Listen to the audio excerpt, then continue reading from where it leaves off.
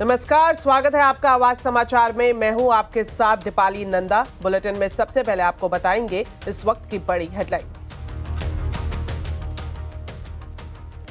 US के साथ tariff deal नहीं करने वाले 15 देशों की लिस्ट में भारत का नाम नहीं होगा शामिल। आज रात ट्रंप प्रशासन जारी करेगा लिस्ट। यूएस के साथ भारत की मिनी डील का अलग से हो सकता है ऐलान। सीएनबीसी आवाज एक्सक्लूसिव।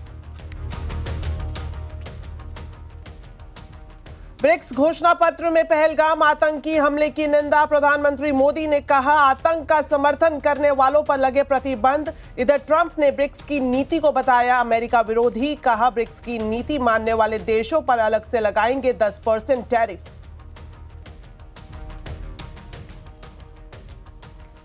साथियों, आज हमारे डिफेंस सेक्टर की ओर पूरी दुनिया की निगाहें हैं, जो हमें डोमेस्टिक इक्विपमेंट की क्षमता का प्रदर्शन किया है। उसके बाद हमारे इंडिजिनस प्रोडक्ट की ग्लोबल डिमांड और बढ़ रही है। ऑपरेशन सिंदूर में भारतीय सेना ने दिखाया शौर्य। रक्षा मंत्री राजनाथ सिंह बोले दुनिया भर में बढ़ी भारत के हथियारों की मांग। कारोबारी हफ्ते के पहले दिन बाजार दायरे में कारोबार। सेंसेक्स निफ्टी की flat closing. Mid cap small cap index गिरावट पर बंद। गूगल, एप्पल, फेसबुक इस्तेमाल करने वाले हो जाए सावधान। 16 अरब पासवर्ड लीक। साइबर इमरजेंसी रिस्पांस टीम ने जारी की एडवाइजरी।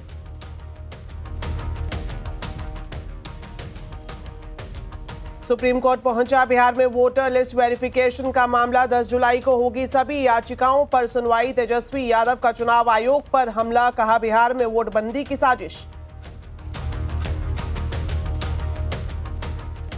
बीजेपी सांसद निशिकांत दुबे का कांग्रेस पर बड़ा आरोप। कहा ब्रिटेन के साथ मिलकर इंदिरा गांधी ने चलाया था ऑपरेशन ब्लू स्टार। कांग्रेस का पलटवार। कहा दिमागी संतुलन खो चुके हैं निशिकांत दुबे।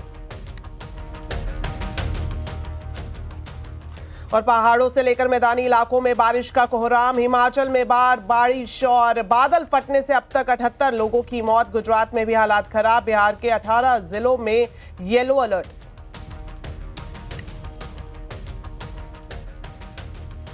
तो बुलेटिन की शुरुआत करेंगे आज की बड़ी खबर के साथ। अमेरिका के साथ ट्रेड डील पर आज फैसले की घड़ी है। आज रात यूएस की चिट्ठी में भारत के नाम की संभावना कम है। यूएस के साथ भारत के अलग से अंतरिम डील होने की उम्मीद है। डिटेल्स ले लेते हैं हमारे economic policy editor Laxman Roy से। तो लक्ष्मण जी बताएं, आज रात अमेरिका की तरफ से जो लिस्ट जारी होगी भारत के हिसाब से उसमें क्या एक्सक्लूसिव जानकारी आपको मिल रही है? देखिए दरअसल डील को लेकर के आज का दिन वाकई काफ़ी महत्वपूर्ण है। महत्वपूर्ण दो लिहाज से है। पहली बात तो ये कि यूएस ने साफ तौर से ऐलान किया है कि 15 देशों को आज चिट्ठी भेजना शुरू करेंगे 12 बजे से। भारतीय समय के हिसाब से 9:30 बजे रात के आसपास चिट्ठियाँ आनी शुरू हो जाएंगी।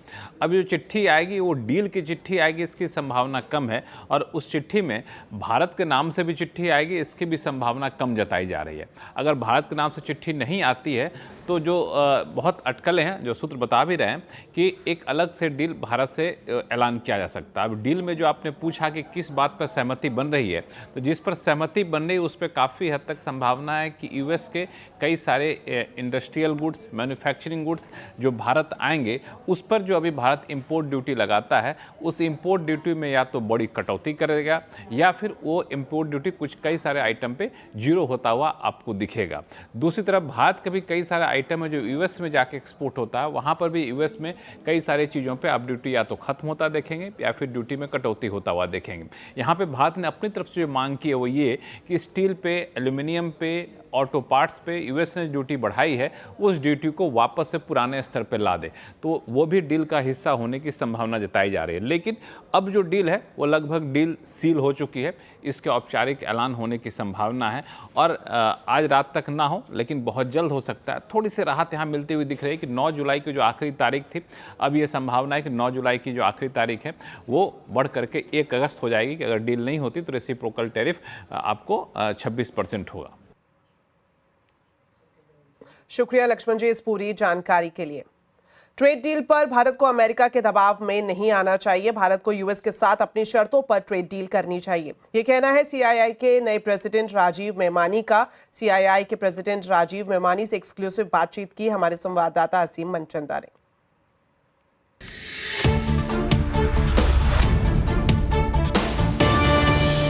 हमारे साथ इस वक्त सीआई के नए प्रेसिडेंट राजीव मेमानी है। राजीव E&Y के चेयरमैन भी हैं। सर, सबसे पहले तो यूएस और जो हॉट टॉपिक है यूएस और इंडिया का ट्रेड डील, उसके बारे में बात करना चाहेंगे, खासतौर पे कि अभी बहुत कम वक्त बचा हुआ है। हालांकि जो हमारे कॉमर्स मिनिस्टर है उन्होंने संकेत दिए हैं कि डील टाइमलाइन में नहीं होगी। आप लोगों को क्या कंसर्न है? आपको लगता है कि पहले तो ये कि आपको लगता है कि जो डेडलाइन है 9 जुलाई तक की उसमें ही हो पाएगी? ये बहुत जल्दी जो भी नेगोशिएशन हो रही है काफ़ी स्पीड से हो रही हैं। और दूसरा, कॉमर्स मिनिस्टर ने भी बाकी भी शाखाएं जो सरकार की हैं, उन्होंने इंडस्ट्री के साथ काफ़ी समय व्यतीत किया है ये समझने के लिए कि क्या इश्यूज़ हैं, क्या अपॉर्चुनिटीज़ हैं, कहाँ कहाँ तकलीफ़ आ सकती है, कहाँ कहाँ लोगों की चिंताएं हैं, और उसको अच्छी तरह समझने के बाद उन्होंने पूरा और हर एक इंडस्ट्री, जो भी इंडस्ट्री सीआई के तरफ से सीआई कई इंडस्ट्रीज़ कई को लेकर इश्यूज कंसर्न्स बनाकर अपॉर्चुनिटीज़ बनाकर सरकार के साथ काफ़ी डिटेल में डिस्कशन हुए हैं। तो इससे ये बात तो बिल्कुल साफ है कि सरकार ने बहुत डिटेल वर्किंग की है, गवर्नमेंट ने अंडरस्टैंडिंग की है कि क्या इश्यूज़ है, क्या कंसर्न्स है, जिससे उसको सही तरीके से जब नेगोशिएशन चल रहा हो उसको अच्छी तरह हर एक चीज़ों का इम्पैक्ट समझा जाए और वो उसका इम्प्लीकेशन करा जाए। और जो मंत्री जी ने ये भी बोला कि कोई ऐसी डेडलाइन नहीं है, और अगर ये तभी करेंगे अगर भारत के हित में हो, तो इंडस्ट्री बिल्कुल उसके साथ खड़ी है कि हमें वही करना चाहिए, चाहे किसी एक इंडस्ट्री का फ़ायदा हो रहा है या नुकसान हो रहा हो, पर जो चीज़ भारत के हित में है, ओवरऑल हित में है, वही करना चाहिए। हो सकता है इसमें हो नहीं हो, कुछ दिन आगे हो कुछ दिन पीछे हो, वो ठीक है। लेकिन सर, रेसिप्रोकल टैरिफ्स 9 जुलाई से हो जाएंगे, 26% के आसपास हो सकते हैं, तो एक थोड़ा सा डिप आ सकता है, इंडस्ट्री के लिए कंसर्न हो सकता है यहाँ पे? नहीं, मेरे को नहीं लगता कि ऐसा डिप आएगा। कंसर्न जरूर है, कई सेक्टर्स में कंसर्न है, पर इतना बड़ा मसला नहीं है कि पूरे ओवरऑल इकोनॉमिक इम्पैक्ट हो या कुछ हो। कुछ सेक्टर्स में डिप आ सकता है, कई सेक्टर्स जहाँ पे बाकी देश का ड्यूटी कम है और वो देश अगर उस प्रोडक्ट पे compete कर रहे हैं इंडिया से, तो निश्चय ही उनको थोड़ा सा एडवांटेज मिलता है, तो उसके कारण कई जगह इम्पैक्ट होगा। बट ये चलता रहता है बिजनेस में, कई बार ऊपर नीचे उतार चढ़ाव चलता रहता है। कोई और मार्केट ढूंढेंगे, कोई और जगह काम करेंगे, कुछ इम्पैक्ट रहेगा, हो सकता है कुछ फ़ायदा भी हो कहीं पे, वो चलता रहेगा। अगर हो जाए तो बहुत अच्छा है, और अगर ना हो तो कुछ ना कुछ उसका समाधान जरूर निकलेगा। लेकिन सब बहुत सारे ऐसे क्रिटिकल सेक्टर है, ऑटो सेक्टर है, या आप कहें हम एग्रीकल्चर है, जहाँ पर कभी भी सहमति नहीं बन पा रही है, तो उसमें आपको थोड़ा सा असर दिखेगा। स्टील पर भी ड्यूटीज लगाने की बात हो रही है यहाँ पे? नहीं, स्टील पे तो ऑलरेडी है, लगा हुआ ही है, तो वो तो वैसे है, वैसे ही चल रहा है। एग्रीकल्चर में एग्रीकल्चर देखिए बहुत कॉम्प्लेक्स इशू है। मेरे ख्याल से गवर्नमेंट भी पूरा उसको समझने की कोशिश कर रही है। बहुत बड़ा तबका है भारत का जिस पे उस पे फ़र्क पड़ता है, एग्रीकल्चर पे फ़र्क पड़ता है, और एग्रीकल्चर में क्या सब्सिडीज़ हैं, क्या नहीं है दोनों देशों के प्रति, वो समझना पड़ेगा। तो एग्रीकल्चर में जो भी, मेरे को नहीं लगता है कि गवर्नमेंट पूरा जाएगी, और जो भी जाएगी अगर पहले फेज़ में, तो वो बड़े कंट्रोल तरीके से जाएगी, तो उसका मेरे ख्याल से ऐसा कोई फ़र्क नहीं पड़ता है।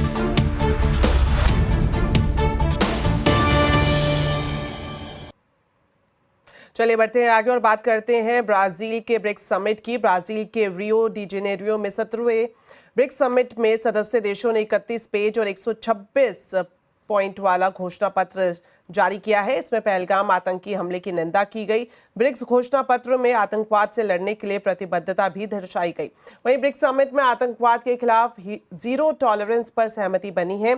समिट से प्रधानमंत्री मोदी ने दुनिया को संदेश दिया। उन्होंने कहा कि आतंकवाद आज मानवता के लिए सबसे गंभीर चुनौती है। प्रधानमंत्री ने कहा कि पहलगाम आतंकी हमला भारत की आत्मा पर हमला था। भारत की अस्मिता, गरिमा को निशाना बनाया गया। पीएम मोदी ने यह भी कहा कि आतंक का समर्थन करने वाले तमाम देशों पर प्रतिबंध लगे। All the leaders have condemned Pahalgam terrorist attack in strongest terms.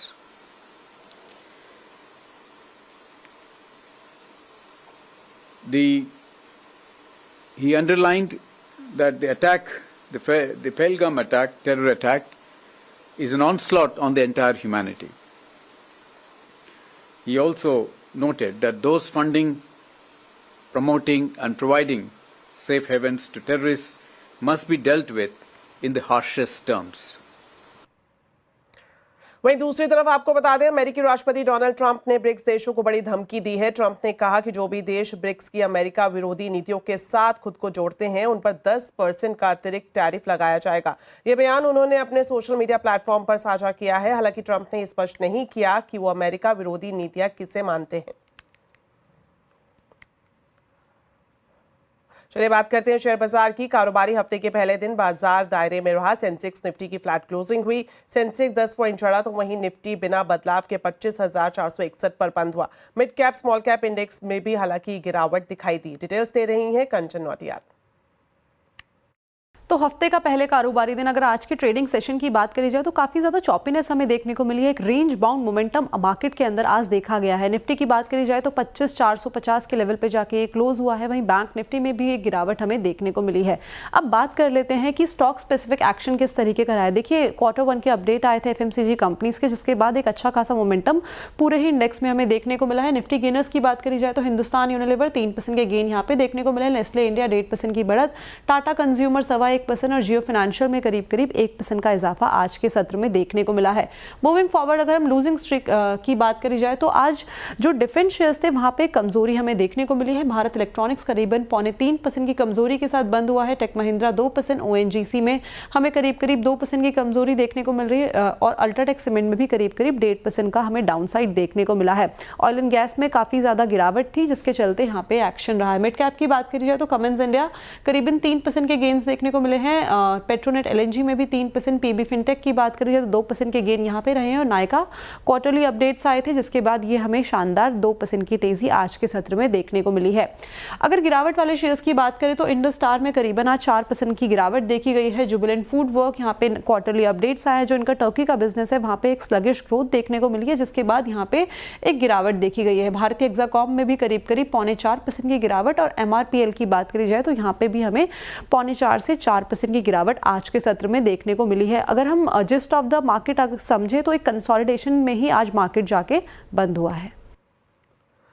Bihar विधानसभा चुनाव से पहले चुनाव आयोग के वोटर लिस्ट वेरिफिकेशन पर बवाल मच गया है। अब मामला सुप्रीम कोर्ट तक पहुंच गया है। सुप्रीम कोर्ट ने इस मामले पर दायर याचिकाओं पर सुनवाई के लिए 10 जुलाई की तारीख तय की है। सुप्रीम कोर्ट में टीएमसी सांसद महुआ मोइत्रा, चुनाव विश्लेषक योगेंद्र यादव और चुनावी सुधार संस्था एडीआर की तरफ से याचिका दायर की गई है। याचिकाकर्ताओं का कहना है कि इस फैसले से लाखों मतदाता अपने मताधिकार से वंचित हो सकते हैं और ये फैसला न केवल गलत है बल्कि मनमाना भी है। याचिका पर जल्द सुनवाई की मांग को लेकर वरिष्ठ वकील कपिल सिब्बल ने कोर्ट में मेंशन किया। उन्होंने अदालत से अपील की कि मामले को तुरंत सूचीबद्ध कर इस पर बहस शुरू होनी चाहिए ताकि जरूरी होने पर चुनाव आयोग के फैसले पर रोक लगाई जा सके। सुप्रीम कोर्ट ने इस पर जवाब देते हुए पूछा कि चुनाव कब है और अब कोर्ट इस मामले में 10 जुलाई को सुनवाई करेगा। साथ ही आपको बता दें, आरजेडी के सांसद मनोज झा ने भी इस मामले में सुप्रीम कोर्ट में याचिका दायर की है। उन्होंने कहा कि चुनाव करीब है और ऐसे समय में वोटर लिस्ट वेरिफिकेशन करना ठीक नहीं है। 20% लोग आपने स्वयं हमसे मीटिंग में कहा बिहार के बाहर पलायन करके रहते हैं, लेकिन वो चुनाव के दौरान आते हैं। हमने अपना भी उदाहरण दिया कि हम में से कई लोग दिल्ली में नौकरी करने के 10-12 वर्षों बाद तक बिहार के ही वोटर रहे, यहाँ नहीं बनवाया। ये हकीकत है हमारे समाज की। निशाने पे कौन है? डॉक्यूमेंट डेफिशिएंट स्टेट है सबसे ज़्यादा बिहार। आप ये हकीकत सब लोग जानते हैं। इस पर सरकार के पास आंकड़े उपलब्ध हैं, बावजूद उसके आप हठधर्मिता त्याग नहीं। आपको बता दें, इससे पहले आरजेडी नेता तेजस्वी यादव ने एक्स पर पोस्ट कर राज्य और केंद्र की सरकार पर हमला बोला और चुनाव आयोग के इस फैसले को वोटबंदी करार दिया। तेजस्वी यादव ने कहा कि राज्य में वोटबंदी की गहरी साजिश चल रही है। उन्होंने दावा किया कि दलित, पिछड़ा और अति पिछड़ा और अल्पसंख्यक वोटों को काटा जा रहा है और फर्जी वोट जोड़े जा रहे हैं। साथ ही तेजस्वी यादव ने चुनाव आयोग पर भी बड़ा आरोप लगाया। उन्होंने कहा कि बिहार की जनता के पास केवल आधार कार्ड है और उसे वोट देने के अधिकार को लेकर परेशान किया जा रहा है। परसों हम लोग जो है 5 जुलाई को इलेक्शन कमीशन गए थे, वहां अपनी बात को हम लोगों ने रखा और मजबूती के साथ जो है जो भी शंकाएं थी, सवाल था, इलेक्शन कमीशन के जो बिहार के जो हेड है उनके सामने हम लोगों ने रखा। लेकिन चिंता इस बात की है कि कोई सवाल का कॉन्क्रीट जो जवाब आना चाहिए, स्पष्टीकरण जो आना चाहिए, क्लैरिटी जो होना चाहिए, वो हम लोगों को अब तक नहीं मिला है।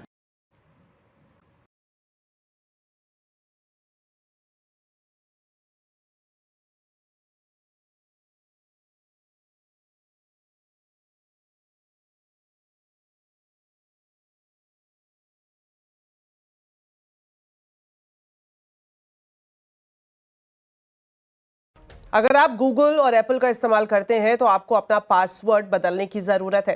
एप्पल, गूगल, फेसबुक, टेलीग्राम के 16 अरब पासवर्ड लीक हो चुके हैं और साइबर इमरजेंसी रिस्पांस टीम ने इस मामले में एडवाइजरी भी जारी की है। तो ऐसे में आपको क्या सावधानी बरतने की ज़रूरत है, बता रहे हैं संवाददाता हसीम मनचंदा।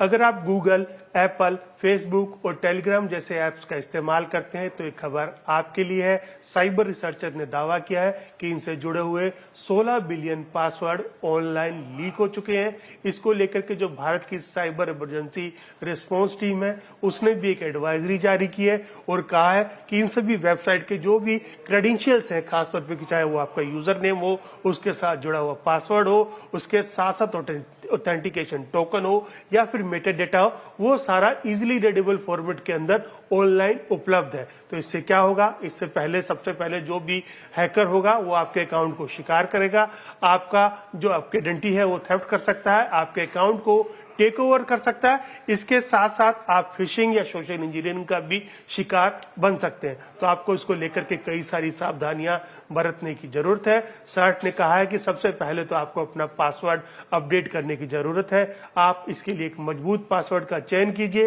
इतना ही नहीं, आप 2 फैक्टर ऑथेंटिकेशन भी आप इसके साथ साथ अनेबल कर सकते हैं।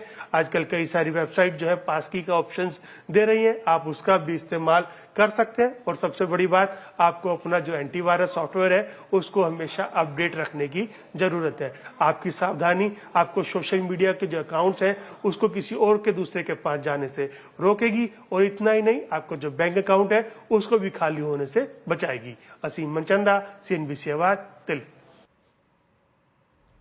तो पासवर्ड लीक मामले को पूरी तरह से समझेंगे और ऐसे में आपको क्या करना चाहिए जानने के लिए जरूर देखिए आज का कंज्यूमर अड्डा शाम 5:57 पर। बात मॉनसून की। मॉनसून ने जहां एक तरफ गर्मी से राहत दी है, वहीं भारी बारिश ने कई राज्यों में चुनौतियां खड़ी कर दी हैं। कहीं राहत है तो कहीं आफत है। पहाड़ों में तो बारिश कहर बनकर टूटी है। मैदानी इलाकों में भी कई जगह बारिश से हाल बेहाल है।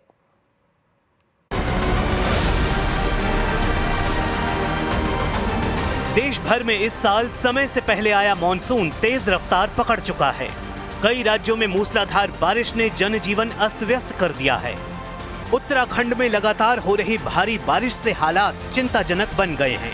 चमोली, रुद्रप्रयाग, टिहरी और उत्तरकाशी जैसे जिलों में भूस्खलन और सड़क टूटने की घटनाएं बढ़ गई हैं। भारी बारिश का 4 धाम यात्रा पर भी भारी असर पड़ा है। उत्तरकाशी में 7 और 8 जुलाई को भारी से भारी बारिश की चेतावनी जारी की गई है। सभी विभागों को अलर्ट रहने के आदेश दिए गए हैं। महाराष्ट्र में भारी बारिश के चलते हालात चिंताजनक बने हुए हैं। महाराष्ट्र के पालघर जिले में मौसम विभाग ने बारिश को लेकर रेड अलर्ट जारी किया है। जिले के सभी स्कूलों को बंद कर दिया गया है। नासिक के गोदावरी नदी क्षेत्र में पिछले 2 दिनों से हो रही भारी बारिश के चलते आसपास के इलाके जलमग्न हो गए हैं। गोदावरी नदी में बाढ़ आने से इलाके में कई छोटे बड़े मंदिर पानी में डूब गए हैं। मध्य प्रदेश के अनूपपुर में भारी बारिश की वजह से अनूपपुर से अमरकंटक जाने वाले रास्ते पर यातायात बाधित हो गया है। बारिश का पानी घरों में घुस गया है। बीते 2 दिनों से लगातार हो रही बारिश से नदी नाले उफान पर हैं। गुजरात में भी लगातार बारिश का कहर जारी है। कच्छ में हो रही मूसलाधार बारिश से भुज, मांडवी, नखत्राना, अबडासा, गांधीधाम, भचाऊ और अंजार में हालात खराब हैं। भारी बारिश से कच्छ की नदियां उफान पर हैं। कई इलाकों में भारी जलभराव देखा जा रहा है।